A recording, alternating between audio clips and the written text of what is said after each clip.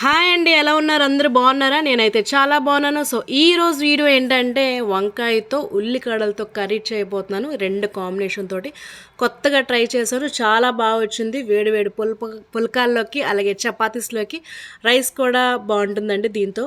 So late చేయకుండా వీడియోలోకి వెళ్ళిపోదాం.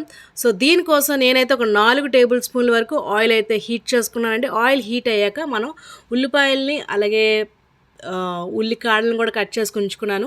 సో ఉల్లిపాయలు తర్వాత పచ్చిమిర్చి కూడా ఆయిల్లో వేసుకొని వేయించుకుందామండి. సో ఇవి బాగా వేగాక మనం తర్వాత ఉల్లికాడలు అయితే వేసుకుందాం. సో ఇవి వేగిన తర్వాత మనం ఉల్లికాడలు అయితే వేసుకుందాం. ఉల్లికాడలు ఒక కప్పు వేసుకుంటున్నానండి. ఉల్లికాడలు ఎంత తీసుకున్నానో మనం వంకాయలు కూడా అంతే విధంగా తీసుకోవాలి, అంతే ఒకటే రేషియోలో తీసుకోవాలన్నమాట. వంకాయలు కూడా కట్ చేసి మనం ఆయిల్లో బాగా వేయించుకుందామండి. తర్వాత ఇప్పుడు ఇందులో మనం పసుపు అయితే యాడ్ చేసుకుందాం. ఒక చిటికెడు పసుపు అయితే యాడ్ చేసుకొని బాగా కలుపుకుందామండి.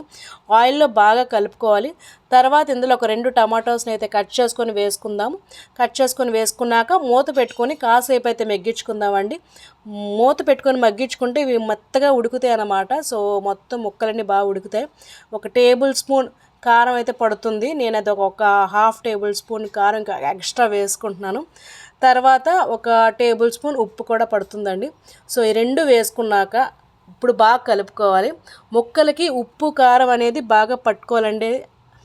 కారం ఉప్పు అనేది మీ టేస్ట్ తగ్గట్టుగా మీరు వేసుకోండి. సో ఇప్పుడు ముక్కలకి బాగా కారం పట్టుకున్న తర్వాత మనం ఇందులో చింతపండు జ్యూస్ అయినా వేసుకోవచ్చు లేదా వాటర్ అయినా వేసుకోవచ్చు. మూత పెట్టుకొని మగ్గించుకుందామండి. కొంచెం మనకి వాటర్ కూడా వస్తుంది కదా, ఆ వాటర్ అంతా పోయాక ఇప్పుడు ఇందులో మనం వాటర్ అయితే యాడ్ చేసుకుందాం. తగినంత వాటర్ అయితే యాడ్ చేసుకుందాం. కొంచెం ముక్కలు మునిగేంత వరకు యాడ్ చేసుకుంటే సరిపోతుందండి, ఎక్కువ యాడ్ చేసుకోకూడదు. సో ముక్కలు మునిగేంత వరకు యాడ్ చేసుకున్న తర్వాత మూత పెట్టుకొని హై ఫ్లేమ్లో ఒక 5 మినిట్స్ ఉంచుకుందాం. లో ఫ్లేమ్లో 20 మినిట్స్ వరకు ఉడికించుకుందామండి. సో కొంచెం ఇంకా వాటరీగా ఉంది కాబట్టి మనం ఇంకా కొంచెం దగ్గర చేసుకుందాం. టేస్ట్ చాలా బాగుందన్నమాట. ఆ రోజు తిన్నాం కదా, సో సూపర్గా ఉంది. పుల్కాస్లో తిన్నాం మేము ఆ రోజు. సో చూసారు కదా, ఇలా దగ్గరగా అయిపోవాలండి ఆ కర్రీ. సో దగ్గరగా అయిపోతే ఉల్లికాడలు ఎప్పుడైనా వేసినా కానీ టేస్ట్ అనేది వేరేగా ఉంటుందండి, చాలా బాగుంటుంది. ఒకసారి ట్రై చేయండి. ఈ కాంబినేషను సూపర్గా ఉంటుంది. వేడివేడి అన్నంలోకి అయితే ఇంకా బాగుంటుంది. సో నా వీడియో మీకు నచ్చిందే అనుకుంటున్నాను.